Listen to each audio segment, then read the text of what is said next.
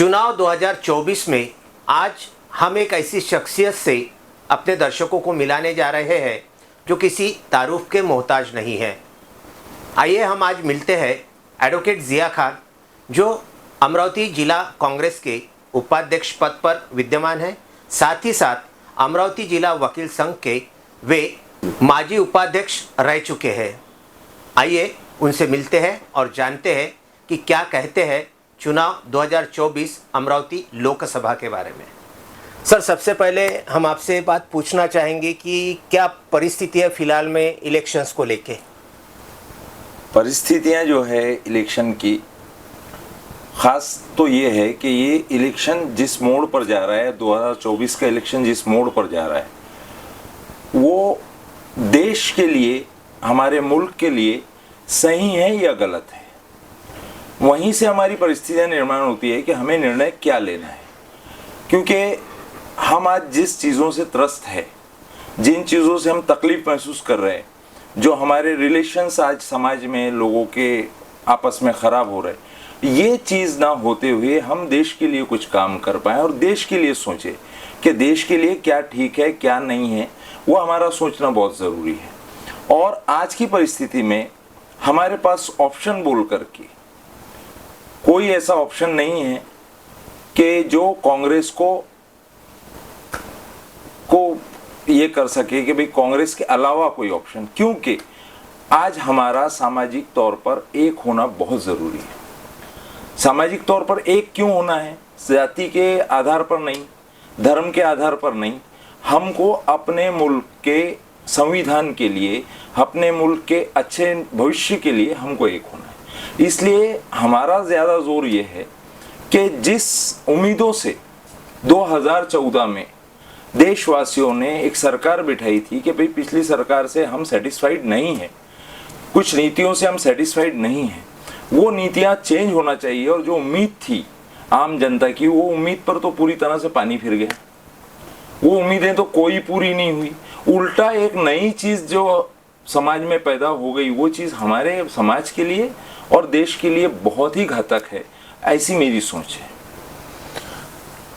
पिछले जो 2019 के चुनाव हुए थे, 2019 के चुनाव में और 2024 के चुनाव के मद्देनज़र आपको दोनों में क्या फ़र्क महसूस कर रहे हैं आप? देखिए, 2019 का इलेक्शन और 2024 के इलेक्शन में सबसे महत्वपूर्ण फ़र्क जो है वो ये है कि 2019 के इलेक्शन में हमने सोचे थे कि पहले 5 साल की ही अभी हमने सरकार दी है 2014 से, और इतने कम वक्त में शायद नीतियां सही ना बैठी हो या नीतियों को बदलने के लिए वक्त लगेगा, इसलिए हमने एक चांस और हमारे समाज ने, हमारे देश ने ये सरकार को दिया।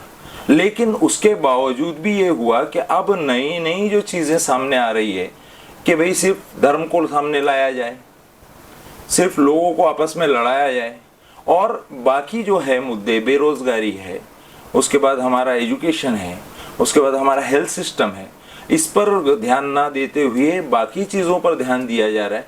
जबकि हम समाज में जब इतने सालों से रह रहे, आज हमारे कई दोस्त हैं, कई लोग हैं जो अदर कास्ट से आते हैं, लेकिन हमारी प्यार मोहब्बत जो है उसको अगर तड़ा बैठता है, उसको अगर तकलीफ होती है, तो हमको उस पर निर्णय लेना पड़ेगा कि ये चीज़ हमारे देश को भी कहीं ना कहीं तकलीफ देने वाली है। और उसी वजह से हम आज, हमारे पास कांग्रेस के अलावा कोई पर्याय नहीं है कि हम कांग्रेस को चुनकर दे और एक मत होकर दे, ना कि डिवाइडेशन की पॉलिसी है नहीं। लेकिन फिर मैं आपको यहाँ पर रोकना चाहूँगा कि भाजपा को मात्र 10 वर्ष अपने समाज ने दिए हैं, इसके पहले तो पूरा कांग्रेसी सियासत चलती नहीं साहब, ये तो बोलने की बातें हैं, ये बोलने की बातें हैं। यहाँ पर मोरारजी देसाई साहब ने भी राज किए, यहाँ पर अटल बिहारी वाजपेयी साहब ने भी राज किए, तो अल्टरनेटिव देते रहिए हमारा समाज। हमारे समाज ने एक ही मौके 70 साल सिर्फ कांग्रेस के नाम पर लगा देना, तो अटल बिहारी वाजपेयी साहब का राज कौन सा खराब था? उस वक्त हमारा समाज एक अच्छी नज़र से, आज भी अटल बिहारी वाजपेयी साहब बीजेपी के प्रधानमंत्री होने के बाद भी आज बहुत रिस्पेक्टिव पर्सन है हमारे लिए। बात इसकी नहीं है, समाज की बात है, बात पॉलिटिक्स की नहीं है, पॉलिटिकल पार्टीज की नहीं, समाज की और व्यक्ति की बात है कि जो हम पर राज कर रहा है वो हमको लेकर चले। हम वो व्यक्ति को उस नजर से देखते हैं कि हम देश के जो लोग हैं वो व्यक्ति के बच्चे हैं। अब हम हमारे बच्चों में फूट डाल करके हमारा घर सुरक्षित रख सकते क्या? नहीं रख सकते। सवाल ही नहीं आता कि हम हमारे बच्चों में फूट डाले कि तू अच्छा है, तू खराब है, तू ऐसा है, तू है। हमको तो बैलेंस करना है। तो हमारी नजर में जो हमारा राज करने वाला है, हमारे ऊपर राज करने वाला है, जिसको चुन करके हम देते, वो ऐसा समाज निर्माण करे जो समाज में प्यार रहे, बंधुता रहे, जिससे घर जुड़ा रहे। घर अगर फूटेगा तो बाजू आजू बाजू मोहल्ला शहर तमाशा ही देखेंगे और हम बर्बादी की तरफ जाएंगे, ना कि हम सक्सेस की तरफ जाएंगे। तो जो मेन मुद्दे हैं वो कहीं ये 10 साल में ऐसे लग रहे हैं, शुरुआत के 5 साल को भी छोड़ दिया जाए, ये जो 5 साल है 2019 से 24 तक के, उसमें कई मुद्दे ऐसे जो छोड़ दिए गए।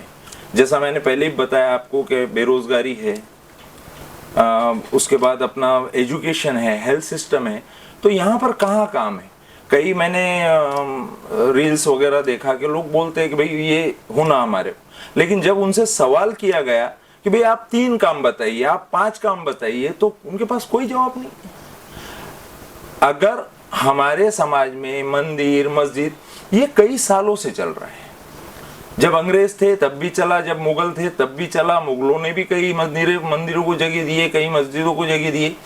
ये चीज कोई नई नहीं है हमारे लिए, हमारे समाज के लिए रिस्पेक्टफुल चीजें हैं, क्योंकि हमारे समाज की, हमारे इंडिया की संस्कृति, हमारे भारत की संस्कृति डिपेंड ही उस पर करती है कि हम धार्मिक लोग हैं, और जब तक हम धार्मिक लोग हैं तब तक ही हम नैतिक लोग हैं। अगर हमें धार्मिकता नहीं है, कोई भी धर्म से रिलेटेड, धार्मिकता ये सिखाती कि आप एकजुट रहें, आप एक दूसरे से प्रेम करें। और सबसे बड़ा मुद्दा हमारा यही है कि हमारे प्रेम को कहीं ना कहीं तकलीफ दी जा रही, हमारे बीच के रिलेशन आपसी में टकराव बना कर बोलना है कि अब अंग्रेजों के बारे में बताया गया था साहब के फूट डालो राज करो वाली नीति पर वो चले, तो वही नीति अगर हमारे अपने लोग करेंगे तो ज्यादा दर्द होगा ना। वो तो गैर थे, वो तो बाहर के थे, उन्होंने हम में फूट डाले राज करे, ये जब हमारे पैदा होने के पहले की बात है। लेकिन अगर है तो फिर हमारे लोग अगर वो करते हैं और हमारे अपने वो करते हैं तो हमारे लिए तकलीफ दे। एक अहम सवाल और आपसे ये पूछना चाहूँगा कि फिलहाल में आप अमरावती जिला कांग्रेस जो है, अमरावती जिले की कांग्रेस है, उसके आप उपाध्यक्ष हैं, विद्यमान उपाध्यक्ष हैं। ऐसे पोजीशन में फिलहाल में आपके कांग्रेस के जो उम्मीदवार है जी, जो दरियापुर से बिलोंग करते हैं जी, और पिछले कई माने एक ग्राम पंचायत से लेकर जिन्होंने शुरुआत की थी और जो आज विद्यमान विधायक भी है दरियापुर के, तो अपने उम्मीदवार को लेकर आप जनता को क्या बताएंगे? सबसे बड़ी बात साहब ये है कि कुछ सवाल जनता के हमारे सामने आए कि भाई जो लोग हमारे यहाँ आएंगे वो हमारी समस्याओं को जानेंगे, वो समस्याएं को पूरा करेंगे, दूर करेंगे, उनको हम वोट देंगे। लेकिन सवाल ये है कि अभी वो व्यक्ति जो है, हमारे उम्मीदवार जो है, वो एक विधानसभा क्षेत्र से जुड़े हैं, ना कि लोकसभा क्षेत्र से। अब जब वो लोकसभा क्षेत्र में पूरे क्षेत्र का प्रतिनिधित्व करेंगे तब हमको समझ में आएगा कि हमारे लिए ये बेहतर है। क्योंकि देखिए, एक साधारण सा एग्जाम्पल है, जब तक हम एक थाली खाते तो उसका अच्छा ही या बुरा ही हमको समझते, जब हम दूसरी थाली में हाथ डालते तो पता चलता कि वो उससे बेहतर है या उससे खराब है। लेकिन जब तक हम उस थाली में हाथ नहीं डालेंगे, जब तक वो होटल हम चेंज नहीं करेंगे, तब तक हम पता नहीं ये बोल के कि नहीं वहां खराब मिलता, ये खराब है, ऐसा बोल के नहीं चलता। हमको देखना पड़ेगा, हमको परखना पड़ेगा। यही चीज आपने अभी सवाल किए कि हमने सिर्फ 10 साल दिए, तो हमने 10 साल परखे ना साहब, हमने 10 साल परखे। हमने बोलने का मतलब मैं पूरे देशवासियों की बात कर रहा हूं कि हमने परखे कि हमको बेहतर मिले। हमारे सामने गुजरात मॉडल रखा गया था, हमने जो गुजरात मॉडल के बारे में सुने थे, हमको ऐसा लगा कि हमारी बेरोजगारी दूर हो जाएंगी, हमारी समस्याएं दूर हो जाएंगी, हमारे हेल्थ पर तो ध्यान दिया जाएगा। लेकिन बाद में पता चला गुजरात मॉडल ही खुद कुछ नहीं था। तो वो एक मुद्दे जो थे, वो मुद्दों को जब रखा गया सामने तो बहुत अच्छे मुद्दे थे। और आज का हमारा जो आमदार है, खास जो विधायक है अभी दरियापुर से विद्यमान, ये जब हम खासदार के लिए खड़े हैं तो वो व्यक्ति आपने खुद बताया कि वो ग्राम पंचायत से लेके यहाँ तक आया है। तो व्यक्ति को समझ है लोगों की समस्याओं को समझने की, वो व्यक्ति आज जमीन से जुड़ा हुआ व्यक्ति है। आप ठीक है, कई बार हमने बोल दिया आप मान लो, ऐसा नहीं। आप व्यक्तित्व को भी देखो, व्यक्तित्व देखने के बाद ही आपको समझ में आ जाता कि ये व्यक्ति बहुत सादा सूदा और सबको लेकर चलने वाला है। अब कुछ चीजें रहती है जो नहीं आती ध्यान में, हमारी खुद की घर की समस्याएं कई बार हमारे ध्यान में नहीं आती, लेकिन उसका मतलब ये नहीं है कि अगर अपने घर का कर्ता समझदार नहीं है या हमारे घर का कर्ता ये नहीं कर सकेगा, तो वो व्यक्ति का जो सादापन है वही सबसे बड़ी ताकत है वो व्यक्ति की। और वह व्यक्ति से हमें उम्मीद है कि वो व्यक्ति अपने समाज के हर धर्म को, हर जात को, हर लोग को, हर आदमी को, गरीब से लेके अमीर तक लेकर चलेंगे। मुद्दे तो बहुत बड़े हैं साहब। फिर अब मैं आपको यहाँ पर 1 मिनट और रोकना इसलिए चाहूँगा कि 2019 के जो अपने विधायक अपना इलेक्शंस हुए थे जी, तो उसमें अपने जो खासदार है नवनीत राणा जी, वो चुन के आई थी जी। तब अब मैं थोड़ा सा मुस्लिम मतदान की तरफ जाना चाहूंगा, मुस्लिम ठीक है, मैं वोटर्स तो की नहीं तरफ चाहता हूँ कि आप मैं धर्म जाना की इसलिए तरफ जाओ। मैं इसलिए जाना चाहता हूँ कि तब जी, जब वो 2019 की इलेक्शंस हुए थे उसमें मुस्लिम समुदाय ने जी, नवनीत राणा को बड़ी अच्छी जीत हासिल करके दी थी। बिल्कुल बिल्कुल, ये तो उनको भी मानना पड़ेगा, ये बात है। जी। फिर आज सिर्फ वो व्यक्ति का चिन्ह बदल गया या वो कमल के ऊपर खड़ी है इसलिए आपको नहीं चलती, या ऐसा, इसके बारे में आप क्या कहेंगे? नहीं साहब, ये बात नहीं है। उनसे, राणा फैमिली से मेरे बहुत अच्छे रिलेशन है, बहुत पर्सनली बहुत अच्छे लोग हैं, उसमें कोई दो मत नहीं है। इवन मैंने कई बार उनके एक वकील बोल के मेरे दोस्त के साथ उनके लिए काम किया है और वो आज भी हम लोग एक दूसरे की बहुत इज्जत करते हैं, ये अलग चीज़ है। लेकिन 2019 के मेरे पास कई वीडियो है, कई फोटोज है कि 2019 में मेरे जैसे कई लोग बाहर निकल करके लोगों को निकाले थे इलेक्शन के लिए कि वोट दो, नवनीत राणा को चुन के लाना है।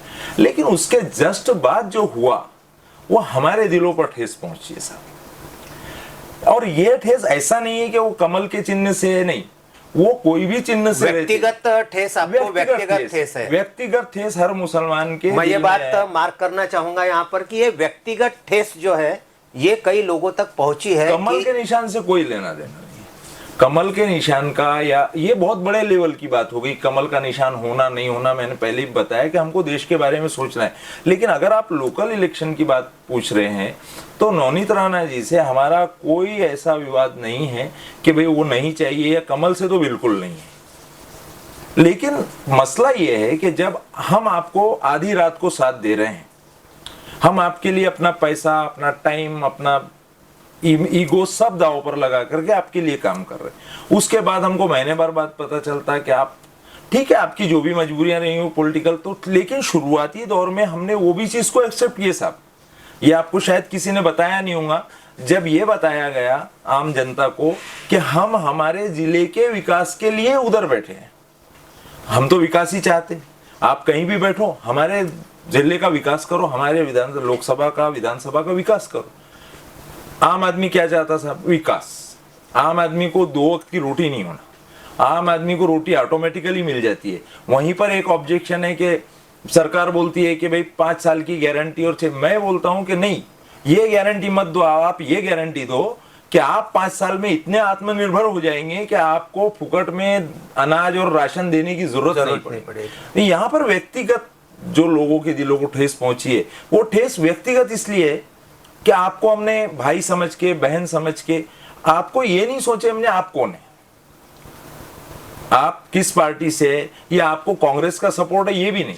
लेकिन आपको जब हमने ये इतने नजदीक समझ करके हमारे इमोशंस आप में इन्वेस्ट किए हमने, एक्चुअली मैं बात बताऊं कि वहां पर इमोशन इन्वेस्ट हुए थे, और जब इमोशन इन्वेस्ट होते और उसकी ठेस रिवर्स में बहुत गहरी होती, तो वो वाला मुद्दा यहाँ पर है कि लोगों ने, और एक समाज की बात नहीं है, एक कौम की बात नहीं है, ये बहुत सारे लोगों के, बहुत सारे जनता के साथ हुआ कि आपने एकदम यूटर्न क्यों मारे।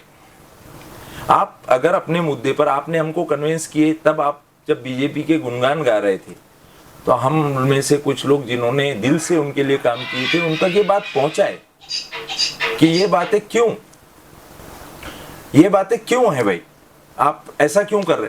तो तब हमको बताया गया कि भाई हम अपने जिले के, अपने लोकसभा क्षेत्र के विकास के लिए कर, हमने तब भी माने, हमने यहाँ तक के लोगों को समझाए कि नहीं नहीं, this is a political policy, कि हम अगर 5 साल बाहर बैठेंगे तो हमारे लोकसभा क्षेत्र का विकास कैसा हो, हमने तब भी समझाया लोगों को।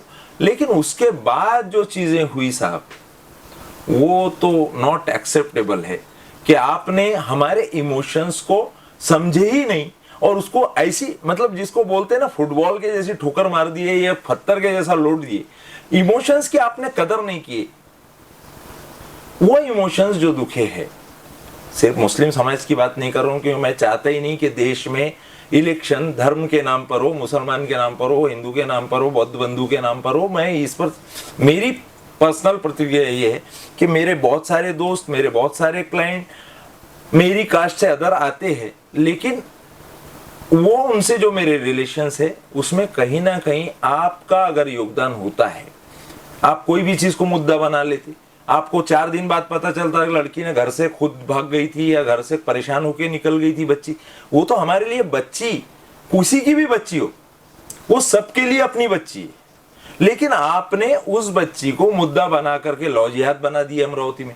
कहाँ है अमरावती का कितना अच्छा वातावरण है? तो हमारा मुद्दा ये है कि अमरावती का वातावरण खराब ना हो। तो इसलिए हम आज कमल के, आपका जो सवाल है कि कमल से है इसलिए, नहीं साहब, वो अगर इंडिविजुअल भी रहते तो यही भावनाएं रहती, क्योंकि यहाँ पर व्यक्तिगत इमोशंस को तकलीफ दी गई है, जो कि बहुत सारा ठेस पहुंची है, जो कि बहुत सारा इन्वेस्ट कर रहे थे, हमने वहां पर इन्वेस्ट किए थे। आप भावना कब इन्वेस्ट करते? जब आपको प्यार रहता है, तब आप भावना इन्वेस्ट करते हैं, अदरवाइज कोई किसी के लिए भावना इन्वेस्ट नहीं करता। भावनाएं अपने लोगों के लिए रहती, और जब वो भावनाओं को आप कुचल रहे हैं, जब वो भावनाओं को आप, तो एक पति पत्नी का रिश्ता नहीं चलता साहब, एक बाप बेटे का रिश्ता नहीं चलता, एक बाप बेटी का रिश्ता नहीं चलता, जहां भावनाएं दुखाई जाती।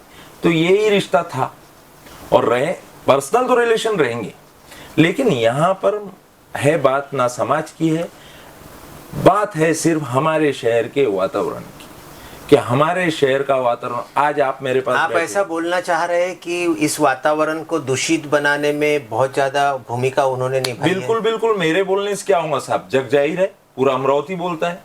और दूषित कोई धर्म के बारे में बोलने से कोई चीज दूषित नहीं होती, ये भी मैं क्लियर कर दूं कि आप धार्मिक है तो मैं तो ये मानता हूं कि आप नैतिक है, क्योंकि अधार्मिक नैतिक हो ही नहीं सकता, और नैतिक है तो ही वो इंसान है, क्योंकि हर धर्म नैतिकता सिखाता। तो मेरा बोलना ये नहीं है कि भाई वो उन्होंने धर्म के बारे में बोले इसलिए उन्होंने हमारे इमोशंस को ठेस पहुंचा है, हमारे इमोशंस का सवाल है, बाकी कोई सवाल नहीं है। आप धार्मिक होना ही चाहिए। मैं जब तक धार्मिक नहीं हूं, मैं नैतिक हो ही नहीं सकता। जब तक मुझे धर्म रोकेगा नहीं कि ये काम गलत है, तब तक मैं रुकूंगा नहीं, और मैं रुकूंगा नहीं मतलब मैं नैतिक नहीं हूं, और मैं नैतिक नहीं हूं मतलब मैं इंसान नहीं हूं। इंसान और जानवर में तो नैतिकता ही एक सबसे बड़ी चीज है ना, धार्मिकता तो उसके बाद की चीज है, लेकिन नेचुरल चीज तो है नैतिकता। और नैतिकता कहां से आती? धार्मिकता से। इसलिए धर्म के विरुद्ध कोई बात नहीं, कोई भी धर्म के। आज मेरा तो कई बार मन करता है कि भाई जो धार्मिक रैलीज निकलती है, हम हिंदू भाइयों को शरबत दे, हम हिंदू भाइयों के लिए खड़े रहे, हम हिंदू भाइयों के लिए, that is not a matter, वो मैटर नहीं है। लेकिन आप जानबूझ करके हमारे बीच में दरार क्यों पैदा कर, आप जानबूझ करके अपने फायदे के लिए, अपने मफाद के लिए आप क्यों एक पूरी की पूरी जनता को, शहर को आप क्यों ऐसा, पूरे जिले को। और वो भी फिर मेरी वही बात आती कि हम आपके बच्चे हैं ना, हम आपसे भले ही बड़े हैं, लेकिन आपको हमने जहां बिठाए तो वहां तो आपको सबको एक जैसा देखना है। तो यहाँ सवाल है इमोशंस का, धर्म का नहीं है। बहुत अच्छी बात बोली आपने कि जो इमोशंस आपने तब 2019 में लगाए थे, इन्वेस्ट किए थे, जिसका रिटर्न आपको मिलना चाहिए था, वो आपको नहीं मिलने की वजह से 2024 में, अभी आने वाले जो इलेक्शंस को हम फेस करने जा रहे हैं कुछ दिनों बाद में, बिल्कुल इलेक्शंस को, क्या लगता है आपको कि ये इलेक्शंस में एज एन एडवोकेट करके जो मतदान है जी, वो कितना प्रतिशत सही रहेगा और कितना प्रतिशत होगा? देखिए, मतदान तो मेरा एक आह्वान ही है कि मतदान कम हुआ मतलब हम दुर्दैव है हमारा कि हम अपने अधिकार को यूज नहीं कर रहे। इसलिए मेरा आह्वान है लोगों से कि मैक्सिमम मतदान के लिए निकलो, किसी का इंतजार मत करो, कौन आपके दरवाजे पर आता कौन नहीं आता, सब लोग समझदार है और मतदान मैक्सिमम होना चाहिए और रिजल्ट भी उसी हिसाब से आते हैं। मैक्सिमम मतदान होगा तो रिजल्ट आपकी ओपिनियन वहां पर काउंट होंगी ईवीएम में या जो भी साधन होगा। तो जब आपकी ओपिनियन वहां पर नहीं पहुंचेंगी तो आप यहाँ चिल्ला के, यहाँ बोल के या यहाँ विरोध करके कोई फायदा नहीं। आपको अपनी ओपिनियन का अधिकार आपके संविधान ने, हाँ संविधान पर से एक बात निकली कि अभी ऐसा भी मुद्दा सामने आ रहा है, जो हमारे अर्थ मंत्री है उनके पतिदेव ने बताए, मैंने देखा हूँ चैनल्स पर, मैं व्हाट्सएप यूनिवर्सिटी पर ज्यादा विश्वास नहीं करता, लेकिन फिर भी बात से बात कि भाई कल संविधान को भी बदलने की बात चल रही है। आज संविधान हमारे लिए क्या है? मैं तो हमारे हर देश के नागरिक को, हर आदमी को ये बोलूंगा कि अपनी धर्म की किताब आप जैसी घर में रखते हैं वैसा आप संविधान भी रखो। आप अपने बच्चों को जैसा धर्म सिखाते हैं वैसा हमारा संविधान भी सिखाओ, क्योंकि ये संविधान हमें हमारे देश में जीने का अधिकार भी बताता है और हमने क्या देश के लिए करना चाहिए ये भी बताता है। तो ये बहुत बड़ी बात है कि हम संविधान से बहुत दूर हैं और इस वजह से आज जो कोशिशें चल रही है संविधान को बदलने की, तो ये कोशिश के लिए तो ज्यादा विरोध है, क्योंकि संविधान को हमारे भारत रत्न डॉक्टर बाबा साहेब अम्बेडकर ने और उनके साथ वाले लोगों ने जो भी मेहनत करके हमें दिए हैं, वो सारी चीजों को इतनी बड़ी मेहनत करके हमको अधिकार भी दिए हैं। आज कई नेताओं का ये मेरी गारंटी, वो मेरा बोलना ये साहब किसी की गारंटी नहीं है, वो हमारे भारत रत्न बाबा साहेब अम्बेडकर उन्होंने ही ये गारंटी लिख कर गए थे और इनको मजबूरी में वो देना पड़ रहा है। और अगर ये कल संविधान बदल देंगे तो ये गारंटी तो बहुत आई अभी तक। गारंटी पेट्रोल के रेट कम करने की आई, गारंटी गैस के रेट कम करने की आई, गारंटी तो बहुत टाइप की आई, बहुत सारी गारंटी आई। गारंटी है तो 15 लाख रुपए देने की आई। आप 15 लाख अगर दे देते गारंटी के हिसाब से तो आज आपको 5 साल राशन मुफ्त देने का ऐलान ही नहीं करना पड़ता था। तो संविधान हमारी जान है।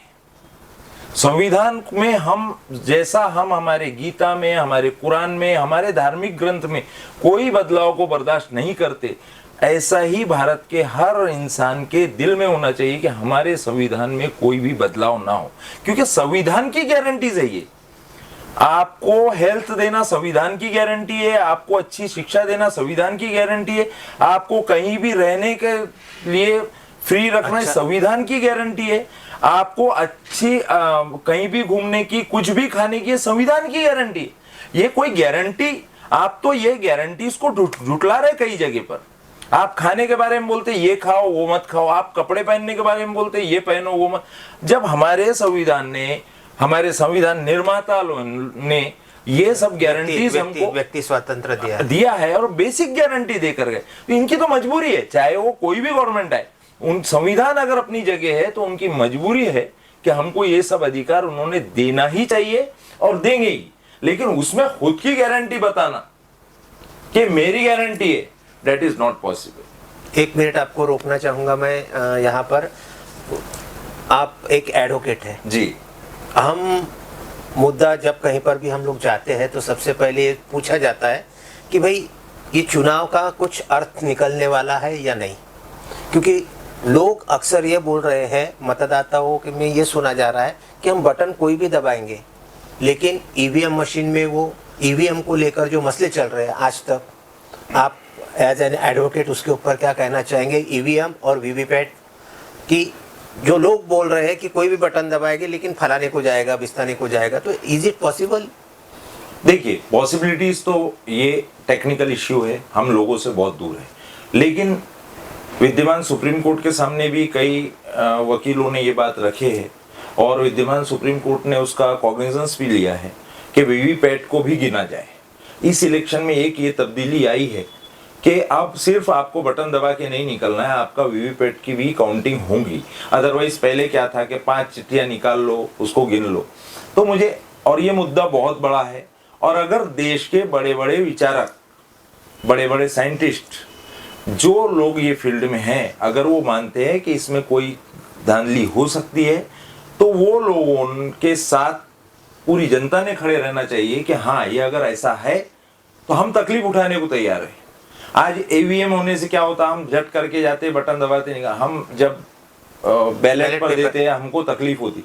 लेकिन अगर हमारे देश में ऐसा कुछ होता, क्योंकि बहुत बड़ा त्योहार है हमारा, ये हमारे देशवासियों का बहुत बड़ा त्योहार है, और त्योहार में हम टाइम पैसा कुछ भी नहीं देखते, तो हमारे देश के त्योहार के लिए हम वो सब बलिदान देने को तैयार है। अगर वो ये बातें कैसी है कि हमारे सोच के लेवल से बहुत ऊंची है कि ईवीएम में ऐसा होता है या नहीं। अब व्हाट्सएप यूनिवर्सिटी इतनी बड़ी हो गई कि वो वहां पर 10 मैटर्स आते हैं कि 10 रील्स आते हैं कि भाई ये होता है, 10 आते नहीं होता है। लेकिन इसको समर्थन, अगर गलत है तो गलत है। गलत को अगर आप समर्थन कर रहे हैं मतलब आप देश के साथ ईमानदारी से नहीं है। सिर्फ अपने मफाद के लिए, अपने फायदे के लिए आप गलत को समर्थन कर रहे हैं, तो मेरे हिसाब से ये आप अपने देश के साथ बराबर नहीं कर रहे। और हमारा लोकसभा जहां इलेक्शन आता है वहां देश की बात आती है, विधानसभा जब आता है हमारे राज्य की बात आती है। तो हम यहाँ से, एक आपको बात बताऊं मैं, कि जब हमारी कॉलेज टू कॉलेज टूर्नामेंट होते तो हम हमारे कॉलेज की तरफ से रहते, जब गांव टू गांव होते तो हम हमारे गांव की तरफ से रहते, जब राज्य टू राज्य होता तो हम हमारे राज्य की तरफ से रहते। तो जब देश की बात आएंगी तो हमने तो एकजुट होना ही है ना देश के लिए। और जब तक हम एकजुट नहीं होंगे, ये चीजों पर गौर नहीं करेंगे, तब तक हम देश के लिए कर क्या रहे हैं, सबसे बड़ी बात यह है। और कौन सा धर्म ऐसा है साहब जिसने ये नहीं बताया कि आप देश के साथ ईमानदार रहो? सही बात है। कौन सा धर्म ऐसा है आप बताइए? एक धर्म में लिखा है, कोई धर्म नहीं है। तो फिर धर्म के नाम पर आप राजनीति कर रहे और उसमें भी ये बता रहे कि देश के बारे में मत सोचो। अरे धर्म तो पहले ये बोलते हैं, हर धर्म ये बोलता है कि आप देश के लिए ईमानदार होना चाहिए, आप देश के बारे में सोचना चाहिए। इस्लाम ने बोला है कि जिस मुल्क में आप पैदा होते, पहली जवाबदारी आपकी उस मुल्क के साथ ईमानदार रहने की।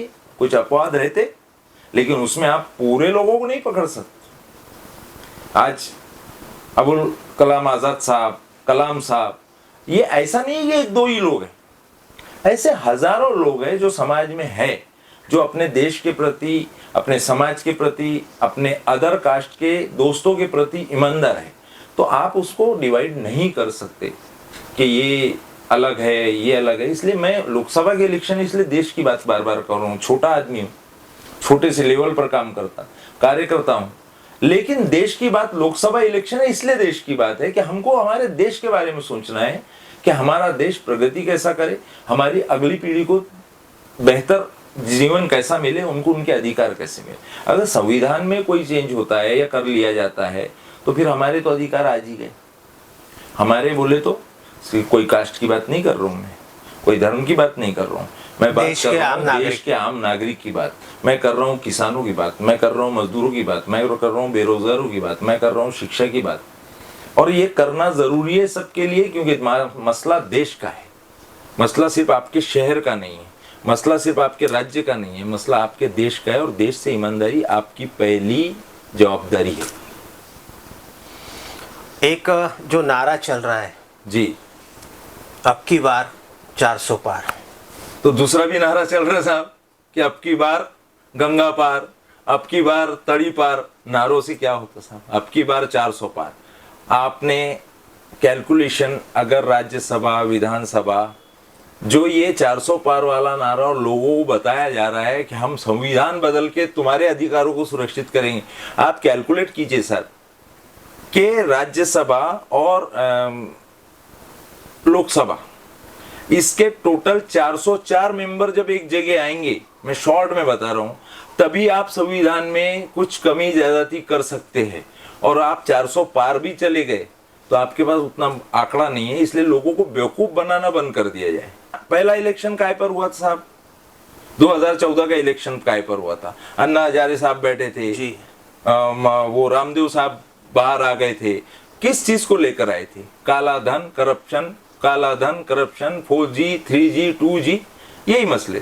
तो मेन मुद्दा क्या था? एक ही वर्ड था, करप्शन। और जब हमने देखे, आम जनता ने देखी कि करप्शन हमारे देश को खोखला कर रहा है, तो हमने एक पर्याय ढूंढे सब लोगों ने।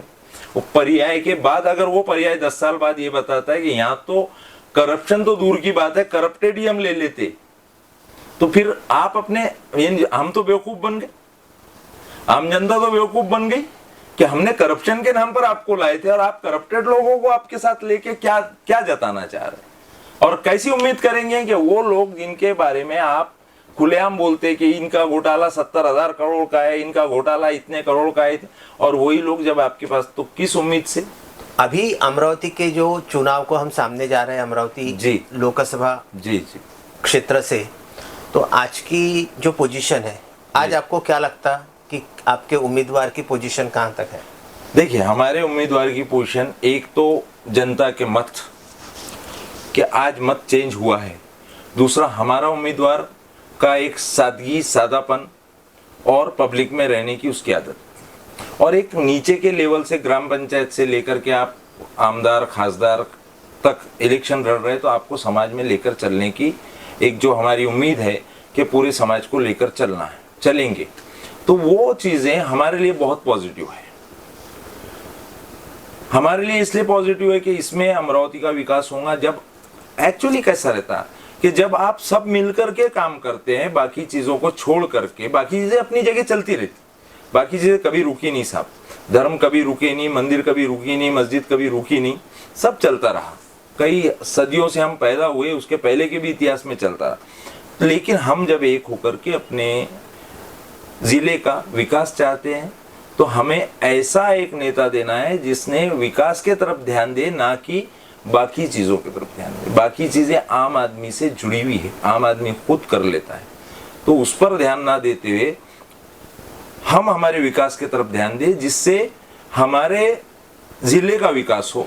और उसके लिए हमारा जो उम्मीदवार है, कांग्रेस का जो उम्मीदवार है, माननीय बलवंत बसवंत वानखड़े साहब, ये फिट है। और आज लोगों का जो हमारे को प्रतिशत मिल रहा है, कांग्रेस को जो प्रतिशत मिल रहा है, एक कैंडिडेट को जो प्रतिशत मिल रहा है, उससे हम श्योर है कि हमारी सीट, हमारा कैंडिडेट, हमारा उम्मीदवार लोकसभा पहुंच रहा है।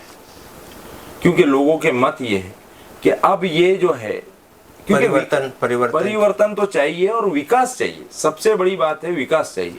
अब आप विकास की बात करते हैं, बताइए, अभी ये फ्लाईओवर है पश्चिम क्षेत्र में, कितने सालों से देख रहे हैं आप, कितनी तकलीफ है लोगों को। आज बड़े बड़े गडकरी साहब, आज अच्छे लीडर जो भी है, चाहे वो कोई भी कमल से हो, या मैंने वाजपेयी साहब की बात किया, गडकरी साहब है। आज आप बताइए, गडकरी साहब जो विकास नागपुर का कर रहे हैं, वैसा विकास हमारे अमरावती में क्यों नहीं हुआ जी। आज मेट्रो वहां साल, 1.5 साल, 2 साल में मेट्रो खड़ी हो गई, चलने लगी। ये मेट्रो से ज्यादा बड़ा प्रोजेक्ट है क्या? नहीं है, नहीं है। हमारा इवन विमानतल भी मेट्रो से ज्यादा बड़ा प्रोजेक्ट। 2019 में जब नवनीत राणा इलेक्शन चुनाव के लिए खड़ी थी जी, तब उनका नारा था कि हम अमरावती मेट्रो लाएंगे। बराबर, आपने देखे होंगे, एक लोहे की मेट्रो भी बनाई गई थी। उस मेट्रो के बारे में कुछ जानकारी है आपको अभी फिलहाल? साहब, ये पुल के बारे में जानकारी पूरी नहीं मिल रही, तो मेट्रो के बारे में कहाँ होंगी। ये एक पुल हमारा, वो जो है हमारे उड़ान पुल, कब बने थे? वो कांग्रेस के टाइम ही बने थे। इसकी भी शुरुआत कांग्रेस के टाइम ही हुई थी। लेकिन उसके बाद से क्या है, क्या प्रगति? आप अगर बोल रहे हैं कि हमने विमानतल का काम हर अमरावतीकर को मालूम है, विमानतल कब से चालू है। हर गवर्नमेंट ने, हर आमदार ने, हर खासदार ने उसके पीछे मेहनत किया। क्यों? कि वो चीज हमारे लिए जरूरी है। इसलिए आपका ये बोलना, अब इतना बड़ा रेलवे स्टेशन है, मॉडल रेलवे स्टेशन बन रहा है, तो ये भी तो कांग्रेस की देन। तो आप ये नहीं बोल सकते आपने कौन सा प्रोजेक्ट शुरू किए और उसको खत्म किए 5 साल में, ये बताइए। आपने अमरावती के लिए कौन सा प्रोजेक्ट शुरू किए ये 5 साल में, और कौन सा प्रोजेक्ट खत्म किए? या ये बता दीजिए कि कौन सा प्रोजेक्ट शुरू किए, चलो खत्म नहीं, आप बताइए कि कौन सा प्रोजेक्ट शुरू किया आपने अमरावती के लिए, कि अमरावती का विकास हो, अमरावती के लोगों को सहूलत हो। कौन सा प्रोजेक्ट? जो सब जगह हुआ वो अमरावती में हुआ, उससे अलग अमरावती में क्या हुआ? रोड तो गांव-गांव में बने, सीमेंट रोड गांव-गांव में बने। तो ये तो जो योजनाएं सबके लिए, लेकिन हम अगर अमरावती का सोचे तो अमरावती के लिए आप बताइए, आप भी पत्रकार हैं, आप भी वो जमाने से समाज में रहते, अमरावती के लिए कौन सी ऐसी नई चीज है जो ये 5 साल में शुरू हुई? नहीं हुई। तो फिर आप कैसा दावा करेंगे कि हम विकास कर रहे हैं? पब्लिक कैसा मानेगी कि अपना विकास हो रहा? भाई व्यक्ति स्वातंत्र है, हम कोई भी चीज पे अपना पोस्टर तो लगा ही सकते हैं दुनिया में। सवाल ही नहीं आता। मैं लगा दूं, वो पुल पर मैं लगा दूं मेरा पोस्टर, क्या फर्क पड़ता? उससे कोई फर्क नहीं पड़ता। लेकिन जो तकलीफ आज पिछले 7-8 साल से पश्चिमी क्षेत्र के लोग उठा रहे हैं उस उड़ान पुल की वजह से, वो तकलीफ को, जबकि मैंने पहले बताया कि हमने पूरी इमोशंस इन्वेस्ट किए थे यही उम्मीद से कि भाई कुछ तो विकास होगा। क्या विकास हुआ? और विकास के अलावा हमारा कोई मुद्दा नहीं है साहब। इंडिविजुअल को कुछ चाहिए, हम तो अपने सुबह जाते शाम को आते, आप सुबह जाते शाम को आते, अपना जो है वो मिलता है वो लेते, बाल बच्चों में खुश रहते, हमको नहीं।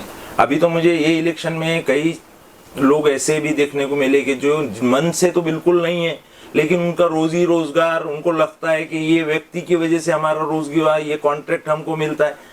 साहब कौन सा धर्म ऐसा है? अब मैं फिर धर्म पर आ रहा हूँ बीच बीच में, लेकिन मैं धर्म से इसलिए जोड़ रहा हूँ कि धर्म से देश और हम और हमारा शहर सब जुड़े हैं। आप भी जुड़े हैं, मैं भी जुड़ा हूँ, और जितने लोग हैं सब जुड़े।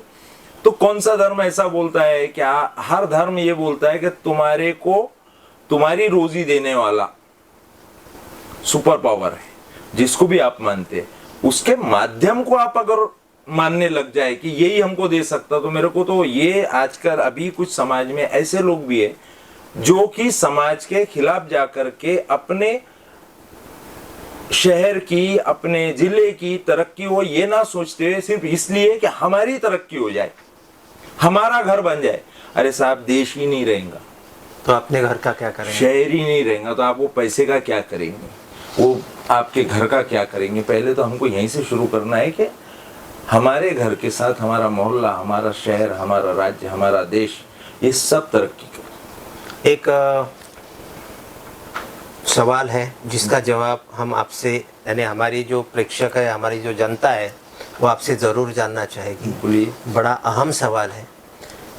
फिलहाल में संजय जी खोड़के जी इन चुनाव के दरमियान बहुत ज़्यादा नज़र नहीं आ रहे, क्या कारण हो सकता है इसके लिए? देखिए, संजय खोड़के साहब एक अलग पार्टी के लीडर है और सुलभा खोड़के ताई ये अलग पार्टी के लीडर है।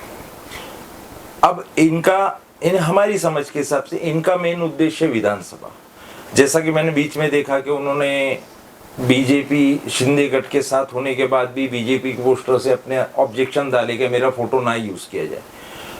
तो कुछ चीजें ऐसी रही साहब इलेक्शन में खास तौर से कि इंसान ना बोले तो बेहतर, उसका भी फायदा होता, ऐसा नहीं कि उसका नुकसान होता, उसका भी फायदा होता, ना बोले तो बेहतर।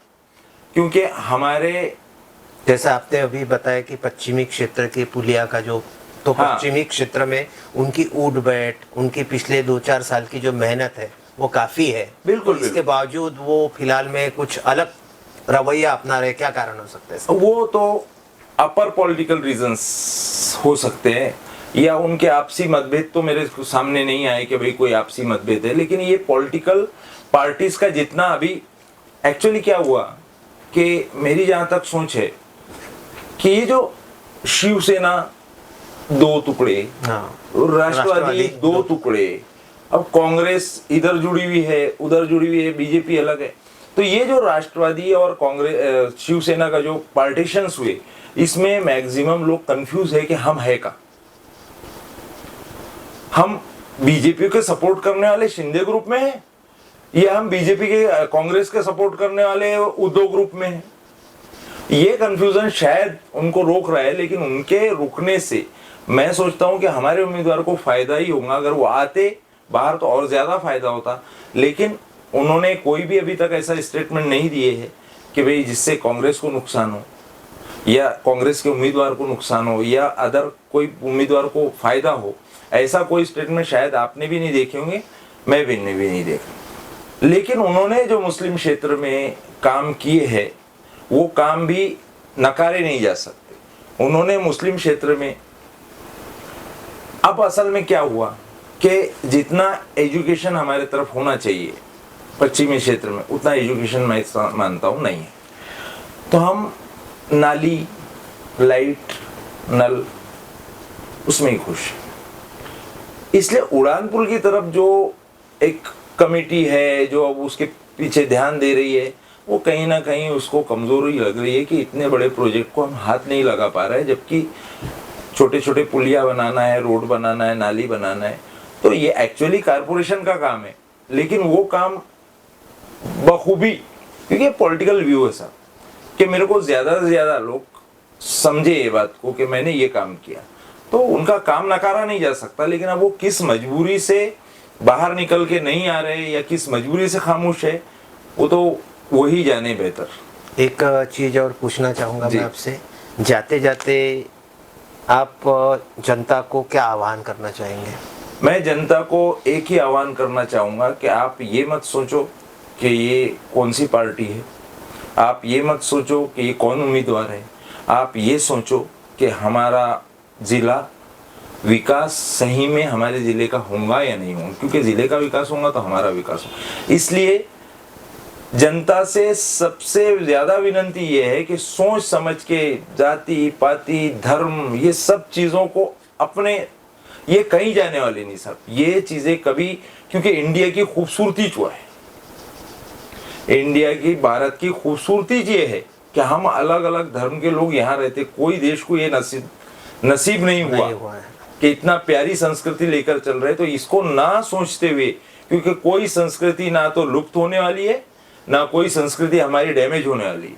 जब तक हम जिंदा है, हमारी अगली पीढ़ी भी इसी तरह सोचेंगी, तो हमारा देश, हमारे समाज, हमारे एक दूसरे के भाईचारे को देख करके हमको वोट करना है, और ज्यादा से ज्यादा लोग खुद निकल करके वोट करें, जिससे उनकी अपनी मत बोले तो उनका ओपिनियन वहां पर पहुंचे कि वो क्या चाहते हैं।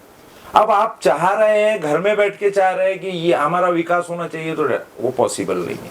तो उसके लिए मेरी ऐसी सबसे विनंती है कि सब लोग ज्यादा से ज्यादा बाहर निकलें, ज्यादा से ज्यादा वोटिंग करें और अपने सद्विवेक का इस्तेमाल करें कि हमारे जिले के लिए, हमारे देश के लिए, और कहाँ जा रहा है, हमारा संविधान बचाने के लिए या हमारा समाज बचाने के लिए, हमारा देश बचाने के लिए और हमारा शहर बचाने के लिए और शहर के विकास के लिए हम क्या कर सकते हैं। क्योंकि हमको 5 साल में ये एक ही बार मौका मिलता, अधिकार बहुत है, हमको अधिकार बहुत है, लेकिन ये मौका 5 साल में एक बार ही मिलता। और इस मौके को, ये बहुत ही क्रूशियल इलेक्शन है, जिस तरह से न्यूज़ेस आ रही है, जिस तरह से समाचार आ रहे हैं, इसलिए हमारे एक धर्म के लिए, ये एक धर्म को मानने वालों के लिए नहीं, ये सारे समाज के लिए बहुत क्रूशियल इलेक्शन है, जिस इलेक्शन से हमें ये दिशा तय करना है सब लोगों को कि हमारे देश का, हमारे जिले का विकास होना चाहिए, ना कि अदर चीज़ों में हमारा टाइम खराब।